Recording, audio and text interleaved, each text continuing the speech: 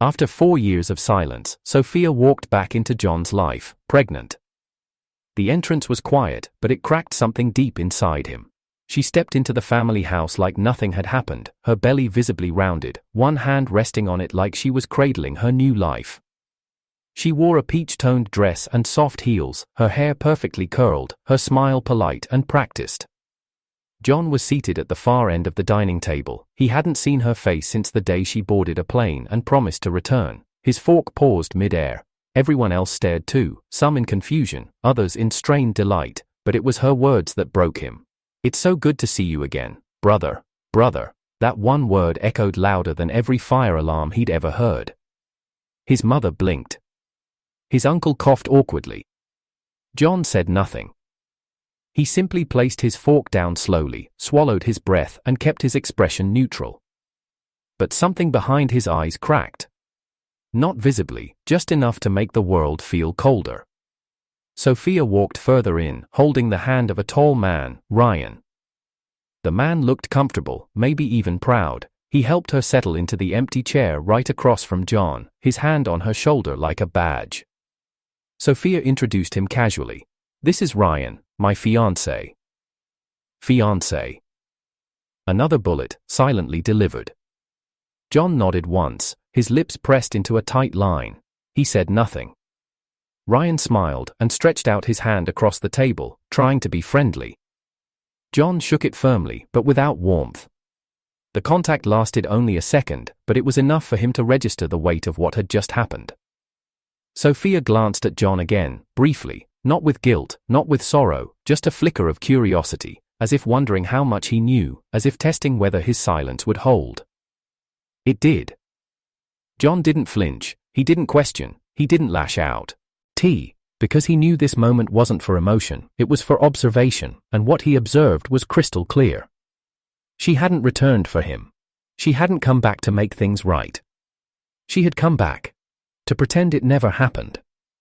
As conversation resumed, strained and surface level, John stared at the food on his plate, untouched. The sounds of clinking cutlery, polite laughter, and shallow questions blurred in his ears. Sophia laughed softly at something Ryan whispered. Her voice hadn't changed, still melodic, still calculated. But the person who once said, "I'll come back when I'm worthy of you," was now calling him brother, seated beside another man's unborn child. John's mother tried to ease the tension by pouring more water into his glass. She avoided his eyes. He knew she didn't understand either. No one did, except Sophia, and maybe Ryan. At one point, Ryan leaned in and said, "John, man, we've heard so much about you. It's really an honor. Sophia says you were like family." Like family? John offered a thin smile. "Yeah, something like that." He watched Sophia avoid eye contact. Her hands were gently resting on the curve of her belly. Her engagement ring sparkled under the chandelier's soft lighting. John recognized that ring design. It was the same one he had once saved a photo of, 4 years ago. Back when he imagined slipping it on her finger himself. The irony burned. Dinner ended, dessert came. Sophia insisted on helping in the kitchen. John stepped out onto the balcony, needing air. The night was still, quiet, deceptively calm. He stared out at the garden, where he and Sophia once spent an entire evening making promises about the future. She had cried then, said she didn't deserve him. Said she needed time to become better. Said she'd come back and be everything he deserved. Now she was back. With someone else's child. Calling him brother. Expecting peace. He didn't feel angry, not yet. He felt displaced, like a character in someone else's movie. Like his history had been deleted and replaced with a caption. Background extra, no lines, just expressions. Behind him, the door slid open. Footsteps. Sophia joined him, arms crossed over her stomach. "It's been a long time," she said softly. John nodded. 4 years. "Yeah," she whispered, looking out at the yard. "A lot's changed." He said nothing. After a pause, she added, "You look good. Healthier." He nodded again. "You too." Silence stretched. Then she said it again, soft, meant to sound innocent. "I'm glad we're still close. You'll always be like a brother to me." John looked at her for a long second, then quietly replied, "I didn't wait 4 years to become your brother." Sophia looked away, and the silence finally started speaking for him. He was the boy who said goodbye with a promise and returned a man with a purpose. 4 years in a foreign land, eating cheap dinners, working double shifts, studying in silence, and climbing every ladder, he did it. All for her. Every sacrifice was made with one image in his heart, Sophia waiting for him. He had bought an apartment, learned to cook her favorite meals, even memorized the time zone just to text her on her birthday. But all he received in return was quiet, until now. Back then, John wasn't special. He wasn't the loudest or the most confident, but he had heart. A heart that beat for someone who once told him, "Don't ever give up on me." And he didn't. Not when the nights were cold, not when the work was backbreaking, not when he was exhausted beyond words. He'd return from a 14-hour shift, eat instant noodles, and whisper her name into the silence like a vow. He rented the smallest place he could find, just enough space to fit a bed and a desk. He kept a photo of Sophia above his workstation, not for obsession, but as a compass. Every line of code he wrote, every late-night shift he accepted, every budget he calculated was done with her in mind. He even picked up a part-time job repairing laptops on weekends. More money, more security. She had once said she dreamed of a home with tall bookshelves, warm lighting, and a balcony full of plants. So John built towards it, piece by piece, quietly, alone. The apartment he eventually bought was modest, but everything inside was hers in spirit. A lavender sofa, her favorite color, vintage kettle for tea. He had even stocked her favorite cereal, never touching it himself. Some nights he sat by the window and imagined her voice filling the hallway. He imagined the sound of her keys turning in the lock, her laugh echoing against the walls. These were the things that made his struggle worth it. He kept in touch with Sophia for the first year. Emails turned to shorter texts. Calls turned into excuses. Busy. Studying. Sorry, bad signal. John never pressed her. He believed love didn't require reminders. If she needed space to grow us, he'd give her that. He believed in the idea of someone becoming better for the one they loved. The second year, her messages stopped altogether. Friends warned him. She's moved on. Don't be a fool. But John smiled through their doubts. She said she'd come back. Sophia's voice still lived in his head. The softness, the sincerity, the night she cried in his arms and said, "I just need time, I don't want to bring you down." He remembered her scent, her cold hands in winter, the way she bit her lip when she was deep in thought. These weren't just memories, they were anchors. They kept him from drifting into the loneliness that threatened to swallow him. By the third year, John stopped expecting messages, but he never stopped working. He rose through his career slowly, not with shortcuts, but with consistency. His resume became impressive. His name began circulating in tech circles. A few investors noticed him. One offered him a spot on a panel. He declined. "I'm not ready," he said. What he meant was, "Not without her beside me." By the fourth year, he was ready to return. He had everything: job offers, savings, property, a clean future. He booked his ticket home 2 months in advance, and in those 2 months, he imagined how it would go. She would see him at the airport, maybe stunned by the change in him. He had gained confidence. He carried himself differently. He wasn't a boy anymore. He was a man who had kept his promise. The day he landed, he didn't go to his new apartment. He went straight to the family house, where Sophia had once spent every weekend. It was a family gathering. His mother had told him, "You'll never guess who's back in town." He didn't guess, he didn't expect, but he hoped. And then she walked in, belly round, hand in hand with Ryan, and called him brother. The word hit him harder than silence ever had. Now, sitting on the edge of his bed, John looked around the room he had built for two. There was still a pair of unused slippers by the door. A cookbook she had once said she wanted to try, a gift he'd never sent, still wrapped in the top drawer. He had waited 4 years to see her, and when she finally returned, she had already made a life with someone else. Not just any life, a life that excluded him entirely.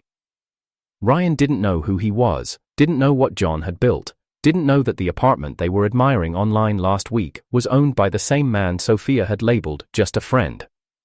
They had no idea the angel investor funding Ryan's business was John under another name. Because John never did things for applause. He did them for her. And she had taken it all, every gesture, every wait, every sacrifice, and returned with a smile that stripped it down to fiction. Deborah, his oldest friend from college, had asked him once, "What if she comes back different?" John had replied, "Then I'll still be the same." But now he wasn't sure if being the same was a strength or a curse. He stood and opened the balcony door. The air was cold, the city lights shimmered below. Somewhere out there, Sophia was laughing with Ryan. Maybe they were talking about baby names. Maybe they were scrolling through Pinterest for nursery ideas. Maybe she was brushing off the weight of a man who spent 4 years preparing for a home she never intended to enter. And yet, he didn't hate her. That was the worst part. He didn't hate her. He pitied her. Because in her desperation to reinvent herself, she had thrown away the only person who never asked her to change. Sophia hadn't betrayed him with violence, she betrayed him with silence, with absence, with distance disguised as growth, and John, in his quiet hope, had mistaken that absence for progress. He had mistaken her promise for permanence.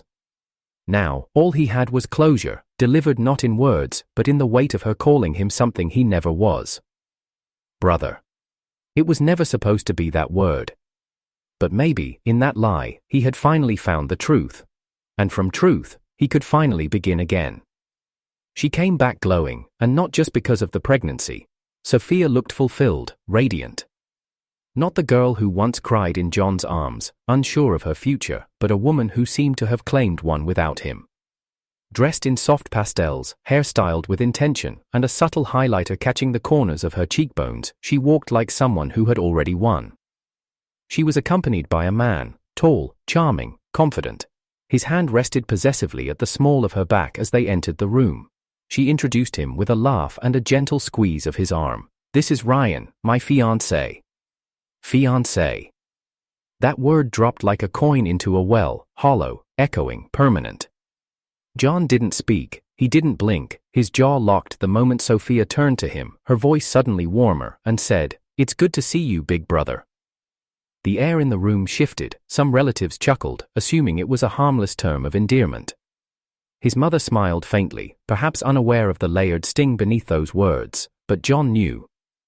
He knew it wasn't a nickname, it was a rewrite, a revision of history, a clever, cruel way to box him into a corner where he wasn't allowed to feel hurt, betrayed, or even human. Big brother. That wasn't who he was. That wasn't who he had ever been.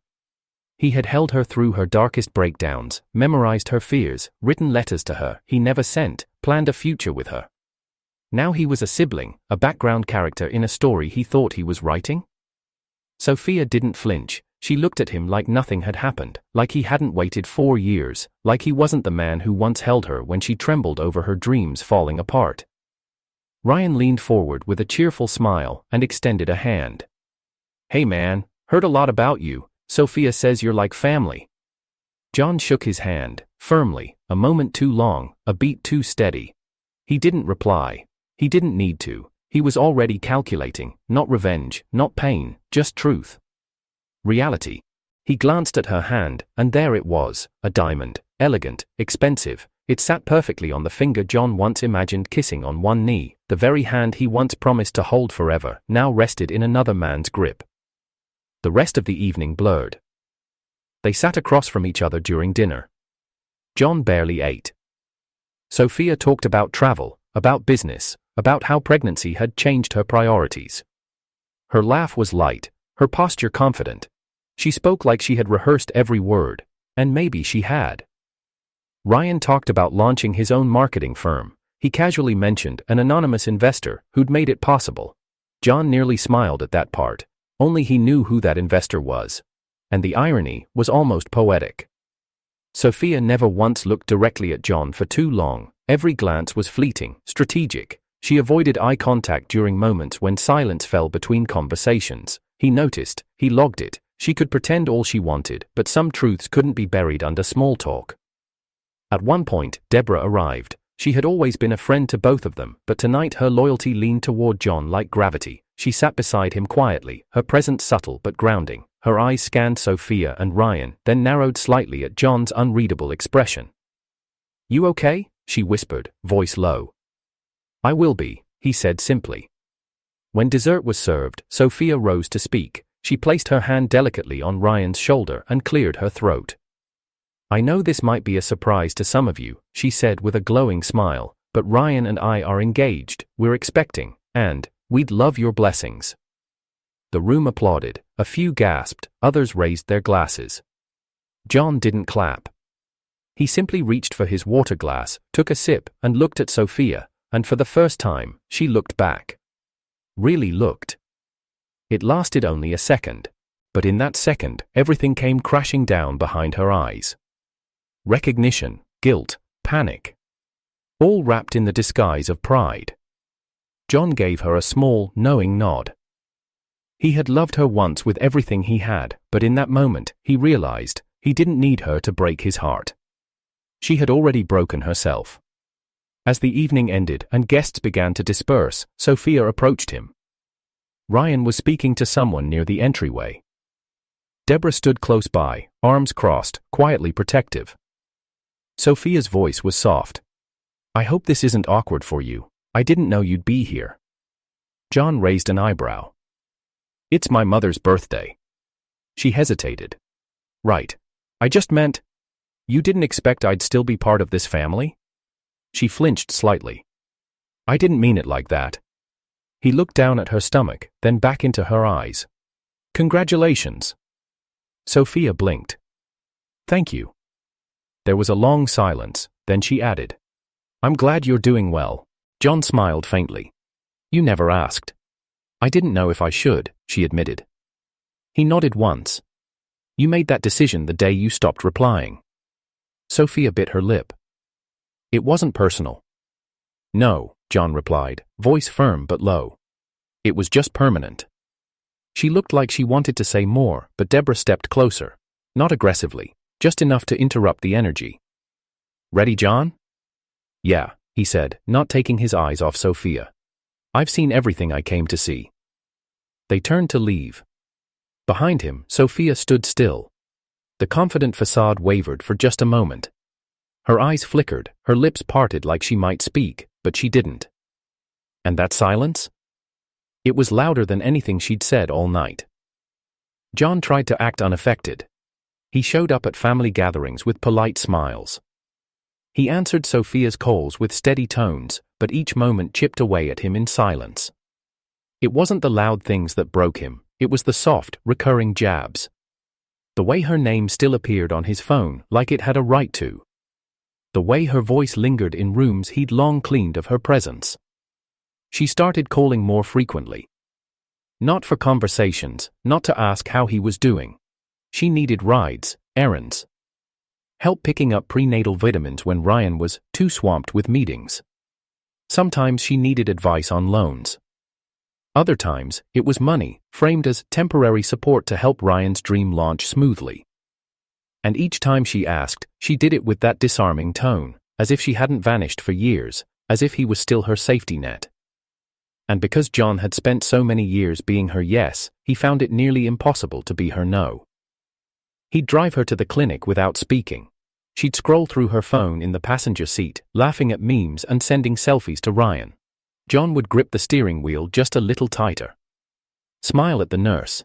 He opened the door for her, always polite, always composed. He never once asked why she called him instead of Ryan. He didn't need to. He already knew. Ryan wasn't reliable, Ryan had charm but no consistency, Ryan was a dreamer, not a planner, the kind of man who could hold a room but not a commitment. John, on the other hand, had always been consistent, reliable, invisible. Sophia's parents didn't help, they praised Ryan's ambition in one breath and asked John to support it in the next. "You've always been like a son," her mother said, placing her hand on his shoulder, "and family always helps family."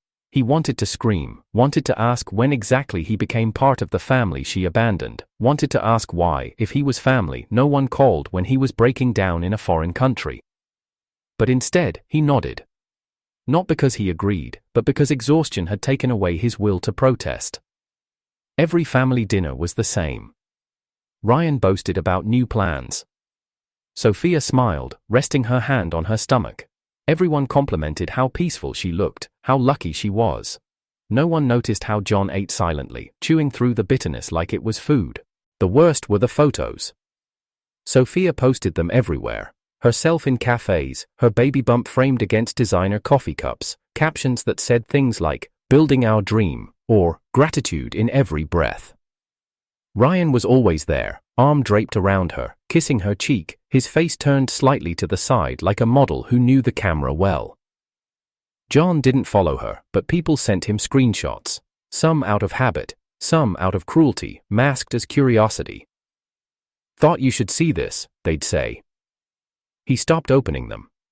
But the image still played in his mind, over and over again. He was walking home one evening when it happened. He passed by a boutique window and froze. There, taped beside a pregnancy ad, was a local magazine cover, featuring Sophia and Ryan. She was smiling, hand resting on her stomach. Ryan stood behind her, arms folded, confidence radiating from every inch. The title read, "Power Couple, From Passion to Parenthood." John stood there for 5 full minutes, not moving, not breathing, just staring. He didn't know how long he'd been standing still until a shopkeeper tapped the glass, asking if he was okay. He nodded and kept walking.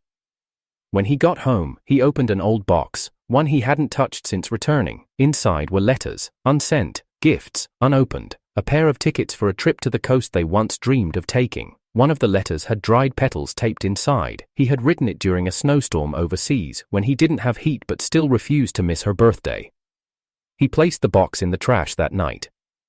But it wasn't until the voicemail that he finally broke. It was late. He was organizing his old phone backups, clearing storage, deleting forgotten files, when he saw it. A voice message. Undelivered. From Sophia, sent 8 months after she left. His fingers hovered over the play button, then pressed. Her voice filtered through. Soft, hesitant. "Hey, I don't know if you'll ever hear this, maybe it's better if you don't, but I wanted to say, I hope you're okay, and I hope you don't wait for me, because I already moved on. I'm sorry, I really am. I just couldn't say it to your face." Click. Silence. John stood in his apartment, phone still in hand, heart empty in his chest. She had made that decision while he was still sending her letters. While he was still saving money to build a life with her. While he was still calling her parents to ask if she was okay. She had already moved on. And he? He had waited like a fool. He didn't cry. John had forgotten how. But that night, he didn't sleep. The next morning, he went through his entire apartment. Removed every object that reminded him of her. Pillowcases, the lavender sofa, the wall calendar with her birth date circled, the spoon she once joked looked like a tiny shovel. Gone. He donated them all, no ceremony, no second thoughts. When Deborah called that evening and asked, "You free for dinner?" he said yes for the first time. They ate in silence at first. Then she looked up. "You found something, didn't you?" He didn't pretend. "A message, from her, from months ago." Deborah sighed. "And now?" John leaned back, eyes on the city lights. "Now I know what not to wait for." She didn't push, she simply reached across the table and placed her hand over his. Warm, steady, not out of pity, but out of understanding. The healing didn't start with the voicemail, it started with the silence that followed it. The quiet that didn't ache anymore, the stillness that didn't carry her name. He wasn't whole, not yet, but for the first time, he wasn't hurting. What Sophia didn't realize was, the startup her fiance bragged about, the one he used as his badge of ambition, his ticket to influence, wasn't truly his. It was John's. Not publicly, not in name, not in glory, but legally, quietly, completely. It had started 2 years ago, long before Sophia returned, long before John knew Ryan even existed. During one of his business internships overseas, John had learned how fragmented ownership could be used as power. That a company's frontman wasn't always its master. He began studying how shell structures worked, how blind trusts concealed true authority, and how influence, when silent, was nearly invincible. So when a small startup in his hometown caught his eye, a flashy tech-turned-lifestyle brand boasting vague success metrics but endless PR stunts, he began watching. It was all over Sophia's feed. Proud of Ryan, she had posted, standing in front of a banner with the company logo. Visionaries build more than products, they build futures. John smiled at the irony. Over the next 18 months, through 3 proxy firms and a silent capital group based out of Luxembourg, he began acquiring stakes. Slowly, quietly. 1 share at a time. The founders didn't question it, they were hungry for funding and visibility. Ryan was hungry for applause, and John was patient. By the time Ryan became CEO, John owned 52% of the company. But he never stepped in, not until the voice memo. It arrived by accident. A mutual friend of Sophia's, someone who still kept in loose contact with John, forwarded it without comment. "You might want to hear this," the message said. John listened. Sophia's voice was unmistakable, tired, mocking, too confident to filter herself. She had been venting to a friend about a fight with Ryan, how he'd gotten anxious over a missed deal, how John had helped again, quietly, when they were short on payroll. Then came her words, clear, undeniable. "He's sweet," she said, "but weak. That kind of loyalty is pathetic. I'd never marry someone who waits. I need a man who moves. Someday." John paused the message. Not because it hurt, but because something inside him finally stilled. It wasn't that she thought him weak, it was that she had used his loyalty like furniture, something to rest on when convenient, something to ignore once it served its purpose. That night, he reviewed the company's board structure, and the following morning, he called for a vote. No press release, just signatures. Within 48 hours, Ryan was removed as CEO, officially for fiduciary irresponsibility and breach of internal ethics. The board had no reason to defend him. He had missed meetings, overspent budgets, prioritized appearances over structure. John replaced him with a veteran interim executive, someone who had built companies before, someone who had never heard of Ryan, someone who didn't care about aesthetics. The morning it was announced, Sophia's social feed went dead. No "so proud," no celebratory brunch, no polished captions, just silence. By noon, John received a call. Unknown number. He answered. It was Sophia. "Did you do this?" Her voice was low, clipped. "Do what?" "Ryan. He was just removed. You're on the board?" John didn't lie. "I'm the board." There was a pause. She didn't speak. Not right away. "How long have you?" she started. "Long enough," John said. "Long enough to know where every cent came from, every launch party, every sponsored story, every crisis he said he handled himself." Sophia exhaled like someone who just realized the ground under them wasn't solid. "You were watching us the whole time." "No," he said calmly. "I was watching my investment. And Ryan was just a mascot." The silence that followed was heavier than any insult. She didn't cry, she didn't plead. Instead, she did something worse. She tried to play it off. "Well, I hope this isn't personal," she said, voice brittle. "Because it would be sad if you went through all this just to..." "To what?" John interrupted. "Win you back?" She didn't reply. He continued. "You assumed I was weak because I waited, but waiting wasn't weakness, it was belief. I believed in someone who promised they'd come back. I waited because I loved honestly, and now I don't." "John. No, let me finish." His voice didn't rise, it didn't need to. "You were right about one thing," he said. "I'm not the kind of man you marry, not anymore. I'm the kind you lose, and by the time you realize it, it's already too late." There was a soft inhale on her end, a shuffle of movement. He knew she was crying now. He didn't care. For too long, he had carried her dreams like his own, paid for them, bled for them, watched them be handed to another man while he stood in the shadows labeled brother. But not anymore. "You wanted someone who moves," he said. "I moved, you just didn't notice the direction." He hung up. He didn't save her number, didn't block it either. He just let it exist in silence, the same way she once let his love sit unread. That afternoon, Deborah stopped by. She brought coffee and a package of John's favorite tea, said nothing at first, just sat beside him.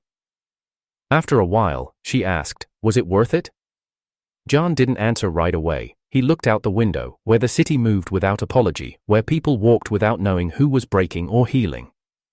Then he said, "It wasn't about revenge, it was about truth." Deborah nodded. "And now?" He looked at her. Really looked. At her soft steadiness, her quiet understanding, the way she had never once demanded anything from him. "Now," he said, "I think I'm ready for something that doesn't need to be proven." She smiled, and for the first time in years, so did he. The baby shower was hosted at an upscale venue, white marble floors, crystal chandeliers, gold-trimmed archways, rented not by Sophia or Ryan, but through the company's sponsorship department. Lavish, overdone, entirely performative, just the way Ryan liked it. Influencers arrived in curated waves, snapping photos under floral banners tagged with the company's logo. Sophia, dressed in flowing blush satin, floated from guest to guest with a smile rehearsed for every camera. The soft lighting made her skin glow. Her hand never left her stomach. It was the image of picture-perfect motherhood. Ryan stood at her side, performing success like a theater veteran. He kissed her cheek when the photographers lifted their cameras, winked when someone mentioned daddy-to-be. He laughed louder than everyone in the room. Every moment was a reel waiting to happen, and then the screen lit up. At first, it was subtle, just a flicker in the corner of the venue. The media wall that had been playing promotional content suddenly froze, the sound dipping out. Conversations began to hush, phones lowered, eyebrows lifted, text appeared. "A message from our silent founder." Sophia blinked. Ryan's smile faded just a bit. The guests turned. Then, John's face appeared on the screen, calm, dressed in a black tailored suit. His gaze was steady, unreadable. His backdrop was minimal, clean white walls, one muted painting, dim light falling across his collar. Silence. Then, his voice. "I once waited 4 years for someone," John said. "Every day of those 4 years, I worked, studied, built something, and when I returned, she came back pregnant and called me brother." The words hit the air like a gunshot. Gasps echoed, some turned toward Sophia, others toward Ryan. John didn't flinch. "I never responded, not because I was weak, but because I was building something larger than pain. I built her future, and when she used it to mock the loyalty that carried her, I took it back." The screen cut out. And then, the doors opened. John stepped into the room, physically, this time, not a video, not a message. He walked in with controlled grace, the room parting around him like water. He made his way to the front. People whispered. Phones started recording. Ryan looked pale. Sophia's hands dropped from her stomach. She froze in place, color draining from her cheeks. John didn't look at either of them yet. He walked to the mic stand beside the media screen, took the microphone in his hand, and looked around. "To the man who stole what I protected," he began, voice amplified across the hall. "This company was never yours. You were a puppet with good hair, a billboard I let pose while the engine was run from behind the curtain, and today, the curtain falls." He turned slightly, eyes locked, on Ryan. Ryan opened his mouth to speak, but said nothing. John continued. "You trademarked your name under a product you never owned. You thanked sponsors that I negotiated. You built a career on charisma, while others built the structure, and now, you're finished." The audience was frozen. Sophia tried to speak.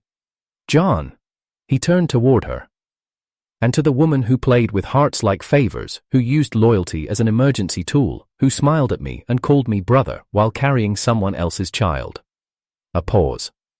"Not for effect, for restraint." John continued. "This is your final sponsorship. You used the platform I created to stage your joy. You celebrated under banners paid for by a man you erased, but no more. The company has formally withdrawn all support, effective immediately. This event, the influencers, the catering, all will be retroactively billed to your personal account, because this party was never yours to host." Sophia staggered a step backward. "No, you can't," she whispered. But he wasn't finished. "You told a friend," John said, "that loyalty like mine was pathetic, that you'd never marry a man who waited." The screen behind him flashed again, an audio wave appeared, and then, Sophia's own voice played for the room. "He's sweet, but weak. That kind of loyalty is pathetic. I'd never marry someone who waits." The room erupted. Hands flew to mouths, guests looked away, influencers stopped recording, unsure whether to stay or run. Her parents stood, frozen, and Sophia, she was shaking, Tears brimmed in her eyes, but none fell, not yet. I waited, John said quietly, because I believed in someone who used to believe in me, but belief without truth is delusion, and love without dignity is servitude. He handed the mic to the coordinator and turned to walk away. But Sophia spoke, finally. John, please. He paused, turned back. Tears now ran down her cheeks. She wasn't performing, not anymore. I didn't know, she said. I didn't know you were hurting that much. I thought. You thought I'd stay in the corner, he said, that I'd always be your backup plan. She nodded once, helpless. I was scared, she added. I didn't know how to come back to you, not after what I did, not when I'd already. He raised a hand to stop her. You didn't have to come back, he said, but you didn't have to lie either, you chose that. I was confused. And I was clear. Sophia took a step forward. What now? You got your revenge. You exposed me. Is that enough? John looked at her, not with hatred, but with something far harder, forgiveness without return. It was never about revenge, he said. It was about remembering who I was, without you. Sophia collapsed into a chair, the room now utterly silent. John turned and walked out. He didn't look back. Outside, the sun was setting, the streets were quiet. He felt the weight of the moment begin to lift, not like a victory, but like a release. A car was waiting. Inside, Deborah sat with her sketchpad on her lap. She looked up as he entered. You okay? She asked gently. He nodded. Tired, but lighter. She smiled softly. You did what you needed to? He nodded again. Deborah closed her sketchpad. Then let's go home. As they pulled away from the venue, the lights behind them dimmed. The banners would come down, the pictures would stop posting, the noise would fade.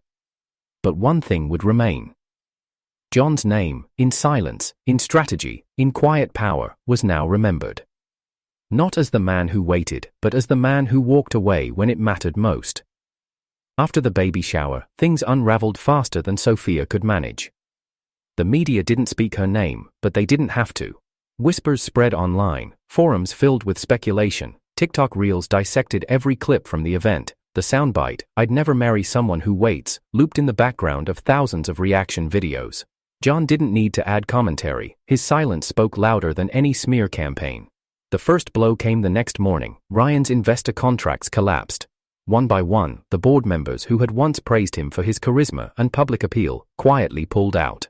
A new CEO was confirmed. Ryan was issued a formal ban from the premises.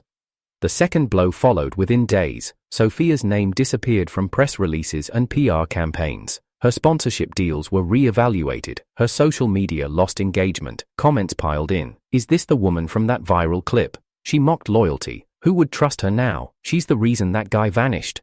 But the deepest wound was personal. She tried to call him, first his phone, then email, then social messengers. Blocked. She sent a handwritten letter, one she folded carefully, trying to imagine what version of John might still read her handwriting and remember her. It was returned unopened, marked, no longer at this address. She drove to his apartment the following week. It was empty. No furniture, no pictures, just dust on the window ledge and a single sealed envelope on the floor. She opened it with trembling fingers. I waited. You didn't. That was all it said. No signature, no parting words, just the truth. She sank to the floor, the paper pressed to her chest. For the first time, there was no camera to cry in front of, no audience to reshape the story for, no filter that could soften the lines of guilt on her face. Ryan left that same week. After multiple lawsuits threatened to expose fraudulent contracts and unpaid employees, he disappeared from the public eye. Some said he moved abroad, others whispered he changed his name. Sophia didn't follow, she didn't care, she stopped posting, she stopped smiling in front of phones. She stayed indoors. She looked back, often, to the moment John had walked into the baby shower, not with hatred in his eyes, but with calm certainty. She remembered the room freezing, remembered her own panic, but most of all, remembered how little he needed to raise his voice to end everything. That was power, real power. And she had once held his heart. Now she couldn't even reach his inbox. Across the country, John didn't track her downfall. He didn't scroll through the gossip, he didn't entertain the calls he knew were about clarifying the narrative or setting the record straight. He was already gone. He had taken a consulting job in a quiet city near the coast, one that required long hours, clean spreadsheets, and no emotional investment. He liked it, the silence, the clarity, the way no one knew who he had been. He saw Deborah often now, not in the chilly way Sophia once occupied his mind, loud, romantic, full of chaos, but in the way sunlight filters through closed blinds, gently, reassuringly, real. Deborah never pressed him, never asked for explanations. She understood his silences in a way no one ever had. She had seen him at his most frayed, when Sophia had first returned, when the baby shower was announced, when the audio leaked, and she never offered platitudes, just space. That, in the end, was what healed him. Not the revenge, not the exposure, but the space to stop performing grief. One evening, while sharing tea on Deborah's balcony, he said quietly, "I used to think closure meant answers." She looked at him but didn't interrupt. He continued, "Now I know it just means knowing when to stop asking." Deborah nodded. "And you've stopped?" He nodded back. "I stopped the moment I walked out that door." Silence settled between them, comfortable. Earned. Sophia, meanwhile, slowly began to reclaim her life, not through followers or sponsorships, but through something much harder, ownership, of her decisions, her mistakes, her cruelty. It wasn't redemption, that would take longer, maybe forever. But she began volunteering quietly at a local shelter, then at a counseling center that helped young women dealing with abandonment and emotional recovery. She never posted about it, never bragged, she didn't even tell her friends. It wasn't for optics anymore. It was because for the first time in years, she had no one left to perform for. One day, while helping sort supplies, she came across a battered journal in a donation bin. On the inside flap, someone had scribbled, "May your pain never become someone else's burden." She stared at it for a long time. Then tucked it into her bag. John never heard about this. He didn't need to. What mattered wasn't what Sophia was doing now. What mattered was that he no longer built his identity around her at all. He had found a new apartment, sparse, clean, mostly empty, but peaceful. He filled it slowly, one plant, one bookshelf, one framed photo at a time.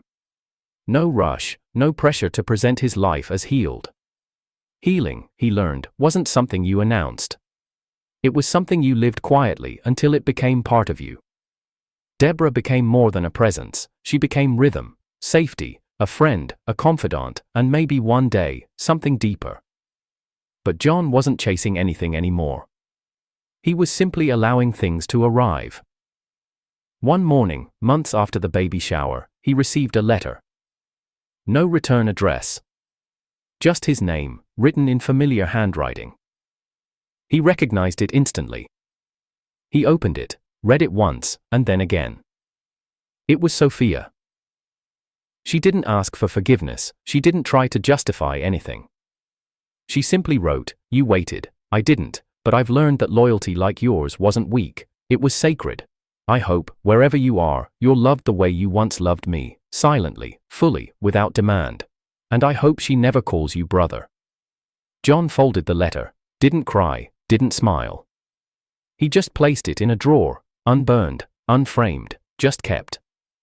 Not because he needed to remember, but because forgetting wasn't the goal. He went to the balcony, tea in hand, city spread out below. Deborah joined him minutes later, no words passed, and above them, the sky didn't perform grief, it didn't tell a story, it just stayed open. And so did he. Months passed. Sophia no longer lived in the spotlight. The cameras that once followed her every step had long since turned to younger, shinier stars. The parties stopped, the invitations faded, the brand deals vanished. She found herself walking more, sitting more, thinking more. On a grey morning, she found herself at a park bench, the kind tucked beside a tired fountain where no influencers posed. She wore no makeup, no filters. Her baby rested gently in her arms, asleep beneath a faded blanket. Across from her, a man flipped through a newspaper, humming to himself. A younger woman nearby scrolled on her phone and suddenly gasped. "Wait, aren't you From that baby shower video? The loyalty guy? Sophia stiffened. The stranger beside her looked over. That man from the video, he said quietly, he was something else. Sophia didn't deny it. She didn't deflect or perform. She just smiled, a faint, broken thing, and whispered, I know, I once had him. There was no point explaining what happened, no summary would redeem her, no timeline would matter now. The baby shifted slightly in her arms. She looked down and brushed a thumb along his cheek, innocent, untouched by his mother's decisions. She often wondered what she'd tell him when he grew up, whether she'd mention John, whether she'd admit what she threw away. Because once, there had been a boy who said goodbye with a promise and came back a man with a future, and she had welcomed him not with love, but with lies. She thought she was building a new life. She didn't realize she was breaking the only bridge that had ever been built just for her. A breeze rustled the leaves above. Across the park, someone played guitar. It was the kind of melody John used to hum absent-mindedly when he cooked. She used to call it boring. Now, she'd have given anything to hear it again. She looked up, half expecting to see him walking by, just a glimpse, but he never did. He had left without drama, without shouting, without asking her to stay. He had simply vanished, leaving nothing behind but a letter with one sentence. I waited, you didn't. And that was the last page in their story.